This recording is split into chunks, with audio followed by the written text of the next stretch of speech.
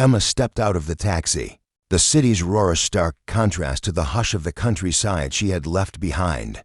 She looked up, her eyes tracing the towering glass monoliths that scraped the sky, symbols of power, ambition, and lives lived at a pace far removed from her own.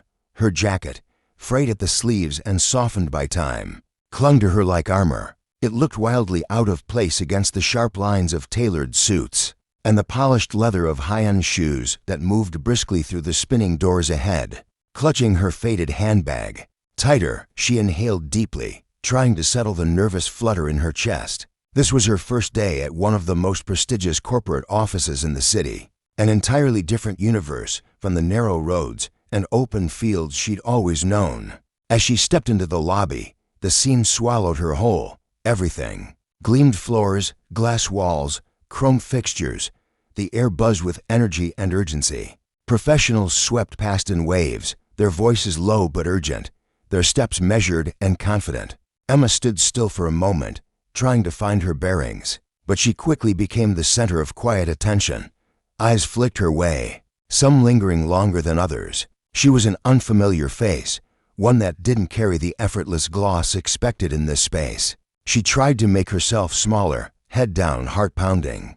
But there was no avoiding what came next. At the center of the room stood Richard, the head of human resources, a man whose reputation preceded him like a shadow. Immaculately dressed, his expression carved in stone, Richard was known for his cutting remarks and intolerance for anything or anyone that fell outside his rigid definition of corporate material. His gaze locked onto Emma like a predator sighting its target. "You're Emma, right?" He called out across the marble floor, voice loud, precise, and deliberately theatrical. A few people paused mid-step to look. "The girl from the countryside, who's found her way to our big city office," he added with a smirk that didn't touch his cold eyes. Emma stopped in her tracks, blood rising to her cheeks. The chatter around them slowed, heads turned, and she could feel a dozen sets of eyes fixated on her. "Interesting," Richard mused. Walking closer, "Tell me, what's a rural girl like you doing among us city slickers?" The question hung in the air like smoke. Some nearby employees exchanged awkward glances. A few chuckled under their breath. Emma's mouth opened slightly, but no words came. Embarrassment tightened around her throat like a rope. Richard let the silence stretch, savoring it, before dismissing her with a slight flick of his hand. "Start over there," he said, pointing toward a row of desks tucked away in the farthest corner of the office floor, far from the glass-walled meeting rooms and bright executive suites. "Fetch these files, make copies, and don't come to me unless you've done something that actually matters." His tone was clipped and dripping with condescension. The message was clear: she didn't belong, and she wasn't expected to. Emma's hands trembled as she collected the printed documents. She had spent nights preparing for this, watching videos on office etiquette, reading about corporate structure, rehearsing how to introduce herself with quiet confidence. But none of that had prepared her for this. Richard's disdain clung to her like smoke, and his judgment spread through the room like spilled ink. Some employees watched her with amused curiosity, others with polite disinterest. A few whispered behind cupped hands. One woman by the water cooler leaned toward a colleague, her voice just loud enough for Emma to hear. "Wonder how long she'll last. Probably won't make it past lunch," came the reply, followed by stifled laughter. Emma swallowed hard and turned back to the copier, which jammed with frustrating predictability. As she struggled to unstick the pages, Richard passed by once, again, pausing just long enough to deliver another barb. "Need help with that, country girl?" he called out. "Maybe you'd do better with a plow than a photocopier." Muted laughter echoed behind her. She bowed her head, jaw clenched, biting her lip to keep from saying something she'd regret. The shame bloomed like fire inside her, but she refused to let him see her break. She fixed the jammed machine with quiet determination, fingers working through the motion as if survival depended on it, because maybe, in a way, it did. The hours that followed were a blur of menial tasks: file, copy, deliver, repeat.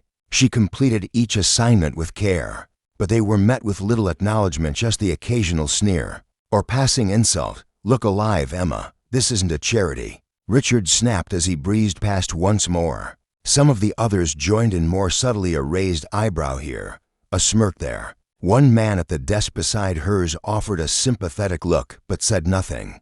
No one dared to contradict Richard, not openly, when lunchtime arrived. Emma all but fled to the break room, her footsteps quiet but hurried. The fluorescent lights buzzed. Overhead, the space crowded and unfamiliar. She slid into a corner seat, pulling out her phone with shaky fingers. For a moment, she considered calling her old friend Sarah just to hear a familiar voice, to say out loud how badly things were going, but the thought twisted her stomach. Before she could decide, a buzz lit up her phone. Sarah, how are you settling in? Remember, you're smarter than anyone there. Don't let them fool you. Emma stared at the screen for a moment. A faint smile curved her lips. Just one message, but it lit a small fire inside her, quiet, steady, defiant. Still, the moment didn't last. Back on the main floor, Richard's voice rang out once again, sharp and performative. Emma, over here, he barked. The senior team is meeting. I want you to carry the coffee. Small job but important, and try not to spill it.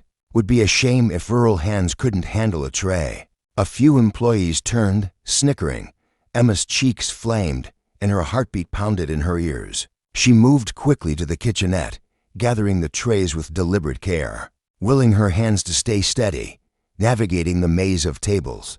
She served coffee to each executive with practiced courtesy. Some gave her tight, dismissive nods. Others didn't acknowledge her at all.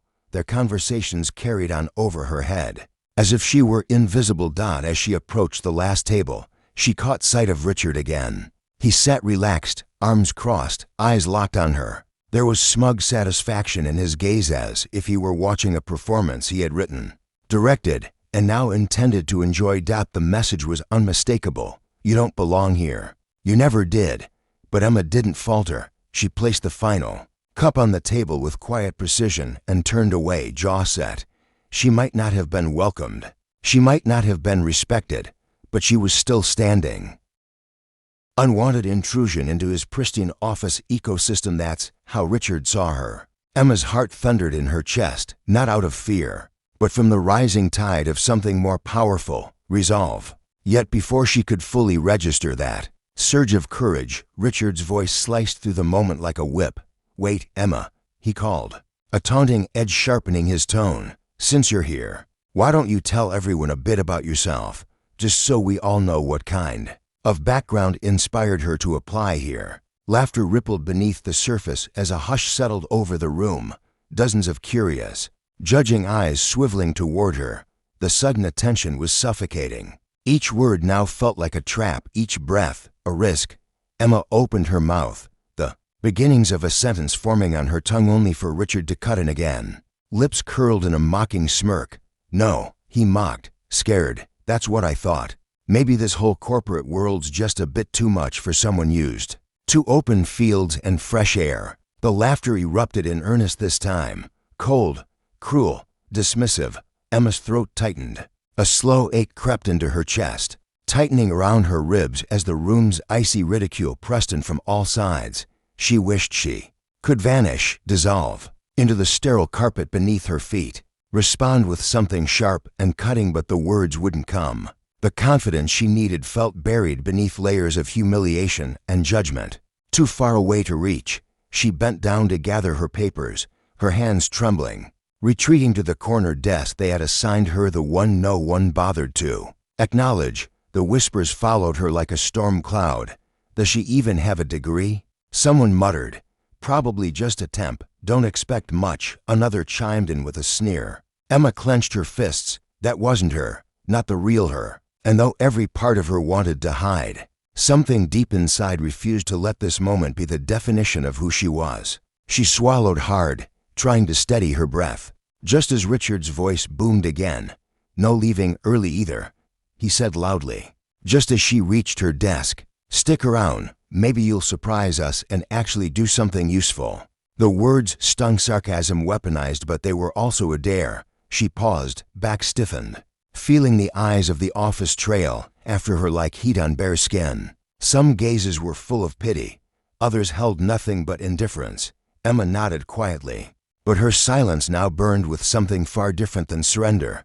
A fire had ignited. Slow but steady, beneath the layers of shame, her face may have been bowed, but her eyes burned with something fierce. She stood there for a moment longer, feeling the weight of the stairs. It was as if she had been stripped bare glass under a microscope. Fragile, exposed, but not broken, not yet. And then something shifted. The room hushed again, the usual low buzz of conversation gone still. As Richard's challenge lingered in the air like smoke, Emma didn't move.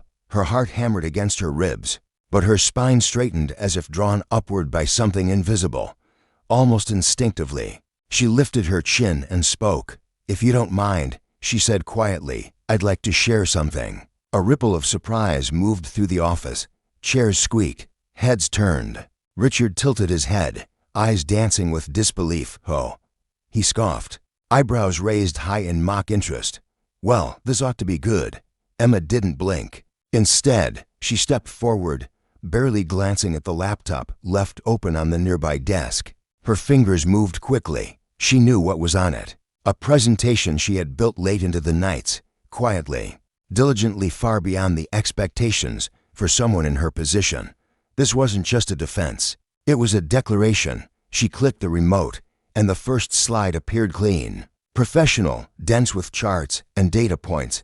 "Before I joined this team," she began, voice low but clear, "I spent several months studying the company's strategic direction and financial framework. While there are strong pillars in place, I identified several untapped opportunities, particularly in emerging markets and digital expansion." A few heads turned toward the screen, eyes narrowing in curiosity. Emma continued, her tone gaining strength. "Take our digital marketing division, for example. It currently overlooks key consumer behavior trends. I've drafted a data-driven campaign model that aligns our outreach with current analytics." Slide after slide followed, each packed with sharp insight, market trend breakdowns, growth projections, competitor movement patterns, and product development pathways. Her analysis was precise, her voice unwavering now. Each word she spoke chipped away at the cloud of doubt that had loomed over her. Since she walked through the door, across the room, postures changed. The same employees who had once looked at her with smug amusement were now leaning forward, brows furrowed not with judgment, but interest. "This is detailed," murmured a senior manager, a woman who hadn't cracked an expression all day. Her eyes, now locked on the screen, shimmered with a trace of something that looked like respect. Richard's smirk faltered. Emma met their eyes, one by one. "I gathered this data from public financial disclosures," she said steadily, "from cross-industry reports, and when possible from interviews with former employees who understood the legacy, and where the gaps have started to form." Her words hung in the air like a challenge of their own, not loud, not arrogant, but confident, earned. No one laughed now.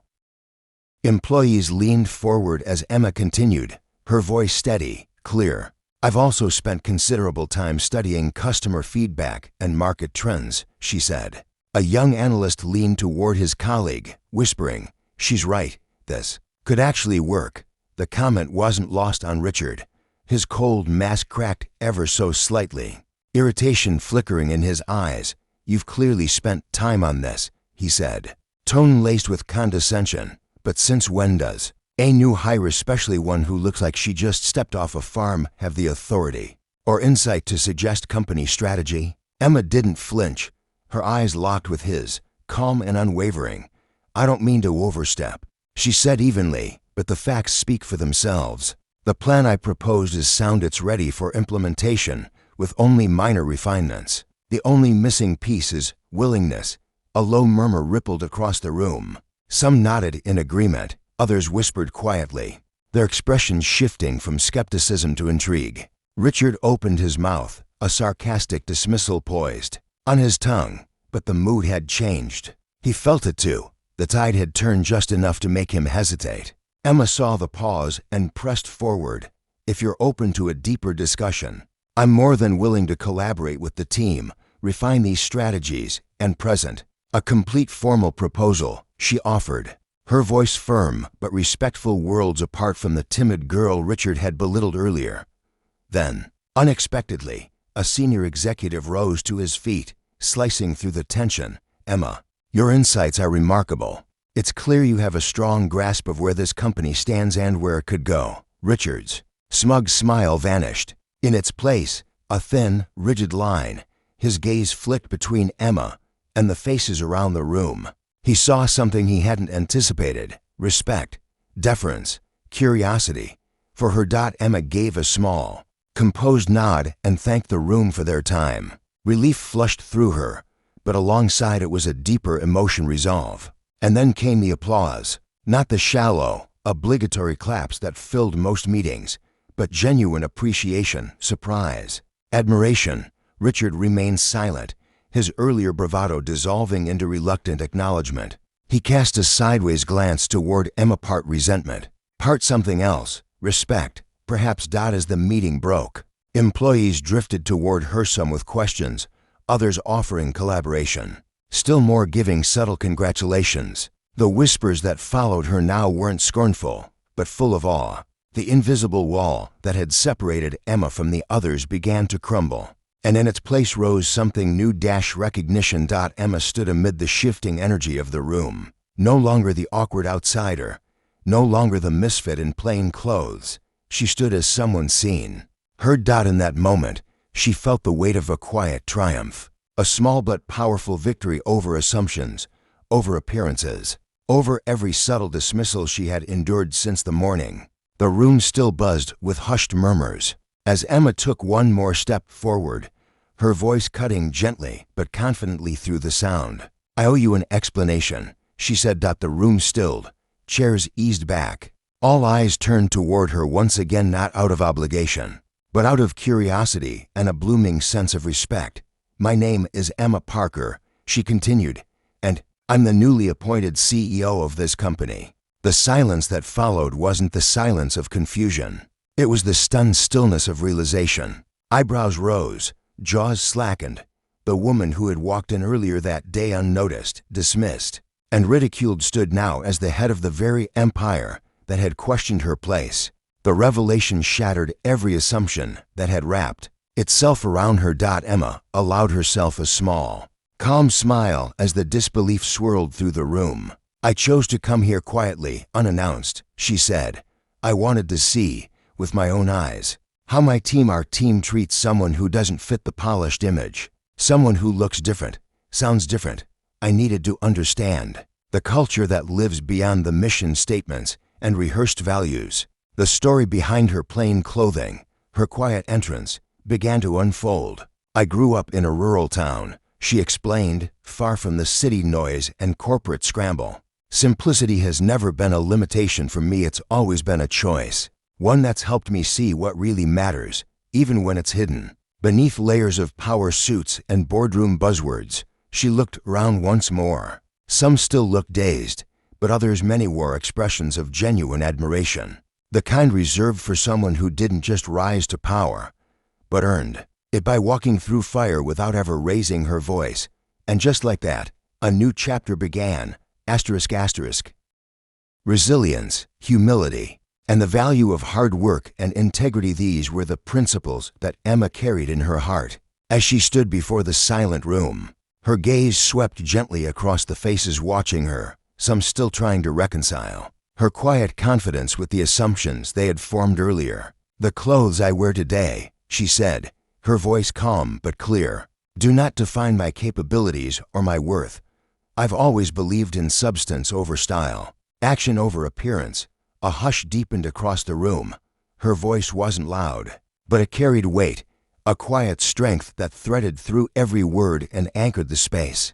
"I came here to remind myself and all of you that real value lies in effort, in knowledge, and in character, not in the cut of a suit or the price tag of a handbag." A few employees exchanged glances, shifting slightly in their seats. Some of them looked down, thoughtfully, as if seeing their own biases for the first time. Whispers followed, soft, intrigued about her past work in grassroots projects, her leadership in community development, and a management philosophy rooted in inclusion and growth rather than control and image. Emma drew a chair forward and sat down, her tone softening as she leaned in slightly. "I've spent years working across different sectors," she continued, "from the dirt floors of rural volunteer camps to high-level strategy boards. And if there's one thing I've learned, it's that sustainable success can only be built when people feel seen, heard, and respected. When leadership listens and every voice carries weight, that's when real progress begins." She paused briefly, her mind flashing back to the icy reception earlier, the judgment in Richard's tone, the thinly veiled mockery in some of the glances. She had felt the sting of isolation, and yet, in that very moment, she had also remembered why she had come. "Today was humbling even for me," she admitted, "but it reinforced what I already knew. Real change is not just necessary, it's overdue." Her eyes met theirs again, softer now, but filled with quiet determination. "We need to cultivate a culture where people are measured by who they are, not by where they come from or how polished they look. Everyone deserves a seat at the table, not because they fit a mold, but because they bring something unique to it." The atmosphere shifted, no longer stiff with judgment, but infused with the warmth of possibility. Some looked at her with newfound respect, others wore expressions of cautious curiosity, still digesting her words, but all of them, in some way, were awakened to something deeper. "In the coming weeks," Emma said, "I'll be sitting down with many of you. I want to hear your ideas, your concerns, and your hopes for this company. Together, we'll chart a course forward, one that values innovation and empathy in equal measure." A tentative hand rose from the back of the room. A young woman, barely out of training, looked hesitant but curious. Emma nodded toward her with gentle encouragement. "Miss Parker," the woman said, "how do you plan to change the attitude here, especially among leadership?" Emma's expression softened. "Change begins with example," she replied. "We will encourage open dialogue, embrace different perspectives, and insist on mutual respect. Leadership should be accessible, not intimidating, transparent, not guarded. Judgment and exclusion must have no place in this workplace." Another employee leaned forward, a man in his 50s, who had watched the earlier exchange. With wary concern, his brow furrowed with a deeper question. "And how do we move past the divisions that already exist?" he asked. Emma's voice didn't waver. "We start by recognizing that every person brings something valuable to the table, and we embrace humility, the humility to admit when we're wrong and the courage to correct our course. I want everyone in this room to feel like they belong, not because it boosts productivity, but because people matter." The room stirred no longer with discomfort, but with something new, a flicker of hope, cautious perhaps, but unmistakable. Emma, once treated as an outsider, now stood as a symbol of inclusion, of growth rooted in truth rather than performance. As the gathering came to a close, Emma felt the shift in the air like a current changing direction. A sense of purpose bloomed within her, grounded not in personal triumph, but in a cause far larger. From the open skies and worn fields of her youth to the polished glass of this towering office building, every part of her journey had been leading to this moment, not to prove herself, but to pave a new path. She walked through the corridors slowly afterward, where there had once been skeptical glances and polite indifference. Now there were warm nods and even hesitant smiles. A few employees approached her not with guarded formality, but with honest curiosity or quiet thanks. No one commented on her simple outfit this time. The muted colors and practical shoes no longer seemed out of place. People saw past them now. They saw her. Emma paused by a tall window. The city outside bathed in late afternoon sunlight. Glass towers shimmered in gold and amber. She inhaled deeply, the weight in her chest replaced by a calm resolve. This moment wasn't just personal vindication, it was the spark of a broader transformation, one that stretched beyond office politics and outdated hierarchies. This was about shaping a future where dignity wasn't conditional, where appearances didn't overshadow ability, and where leadership meant service, not supremacy. Emma Parker, once dismissed as a girl from the countryside, now carried the voice of a movement. Her story was never only her own. It belonged to every person who had ever been overlooked, every soul who had struggled to be heard in a world that judged too quickly and too harshly. And with that thought, she stepped away from the window, ready for the next chapter of this extraordinary journey. In the days that followed, Emma's message echoed through the halls not as a directive, but as an invitation, and slowly, almost imperceptibly at first, the company began to change. The halls no longer echoed with whispered snickers or doubtful glances. Instead, they vibrated with an awakened sense of purpose, of possibility, and above all, respect. Emma moved through her new role with a quiet, grounded confidence that didn't demand attention, but naturally inspired it. Her presence became a bridge seamlessly connecting executive vision with the lived experience of employees on the ground. But while Emma rose, Richard, the once untouchable head of human resources, found himself adrift. The cold smirks, the patronizing jabs, and the dismissive arrogance that once ruled the office now fell flat under the scrutiny of a leadership team that no longer tolerated such relics of the past. The culture had shifted, and Richard, who had never bothered to evolve with it, now stood out like a dying ember in a room catching fire with progress. The reckoning came swiftly.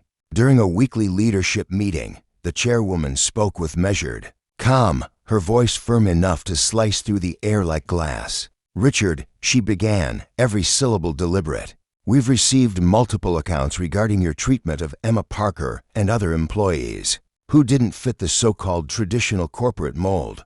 That behavior doesn't align with the environment we're working to cultivate. As a result, we are placing you on administrative leave pending a thorough review of your role and conduct." Around the table, heads nodded, not just in agreement, but in quiet relief. The old guard was being held accountable. For the first time, Richard's once impenetrable demeanor cracked. A flicker of something remorse perhaps passed across his face. The weight of consequence, long overdue, settled on his shoulders. He wasn't being overthrown by revolution or rage, but by values he had never cared to understand. Days later, Richard requested a private meeting with Emma. It wasn't a power play this time. It was something else, something humbler. In a small, quiet office, free from posturing and pretense, he sat across from her, his voice softer than she'd ever heard. "I misjudged you," he said, words catching slightly as they left his mouth. "I let my biases drive my actions. I see that now. I'm sorry. If there's anything I can do to make amends, anything, please tell me." Emma held his gaze. The tension between them wasn't hostile, it was thick with the weight of truth. She studied him, then offered a nod, not of forgiveness, but of recognition. "Acknowledging your mistakes is an important first step, Richard," she said gently, her voice wrapped in grace. "What matters now is what you choose to do next. Growth comes from genuine change, not just apologies. I hope you use this time to reflect deeply." With that, she stood. Her departure wasn't a dismissal, it was a quiet opening, a hand extended toward redemption rather than punishment. Whether he took it was up to him. Meanwhile, Emma's leadership didn't just flourish, it transformed the entire ecosystem. She introduced open forums where employees spoke freely, mentorship programs that uplifted hidden potential, and honest dialogues that replaced passive-aggressive silence with meaningful connection. Respect, once conditional and surface level, became the foundation of the company's culture. She was proof that leadership wasn't about dominance, but depth, that empathy could coexist with intelligence and outperform cruelty every time. Those who once dismissed her as inexperienced or unqualified now sought her insight eagerly. Even the cynics, those who had quietly rolled their eyes when she first arrived, had become some of her fiercest allies. Sarah, her closest friend and unwavering supporter, watched the transformation with awe. One afternoon, after a long strategy session, she turned to Emma with a smile full of pride. "You've turned a brutal beginning into something powerful," she said. "You didn't just prove yourself, you rewrote what strength looks like. You showed everyone that it's not the label or the look, it's the heart, the fire inside. That counts." Weeks passed, and Emma walked through the office with a new kind of ease, one born not from arrogance, but belonging. She greeted team members by name, listened to their stories, remembered their kids' names, their triumphs and setbacks. She wasn't just leading, she was connecting, building bridges where walls had once stood. One crisp Friday afternoon, golden sunlight streamed through the towering windows of the main conference hall. Emma stood at the front, speaking at the company-wide town hall, Her voice was steady, warm, and unmistakably resolute. "We've all seen what happens when prejudice blinds us," she said, her eyes sweeping across the room. "But we've also seen what's possible when we lead with respect, openness, and inclusion." My journey here wasn't just about proving that I belonged. It was about showing that everyone does. That worth isn't determined by where you're from or what you wear, but by how you show up, what you give, and how you grow. A silence followed, not of awkwardness, but reverence. Then, the applause rose, not the polite kind, but the kind that erupts when something true has been said. It rolled through the room like thunder, full of admiration and gratitude. Emma smiled, not the nervous smile of someone trying to fit in, but the calm, radiant smile of someone who knows exactly where she stands. She looked out at the crowd, not at skeptics or strangers, but at peers, allies, and friends. Her journey from the quiet fields of her rural upbringing to the sharp-edged world of corporate leadership was not just her personal victory. It was a symbol, a signal flare for anyone who had ever been underestimated. She had not only changed the narrative, she had changed the rules, and as the meeting wound down, the room still buzzing with hope and admiration, Emma turned to the camera for one final message. "What would you do if you were in my shoes?" she asked, her voice soft but compelling. "Would you stand your ground or walk away? I'd love to hear your thoughts in the comments below." Her smile lingered, genuine, warm, and full of promise. "If this story moved you," she added, "don't forget to subscribe and hit the bell to stay connected. We have more stories to share, more journeys that matter. Until next time." And with that, a new chapter began, not just for Emma, but for every person watching who had ever felt unseen, unheard, or underestimated. Her story had become a torch, and the flame had only just begun to spread.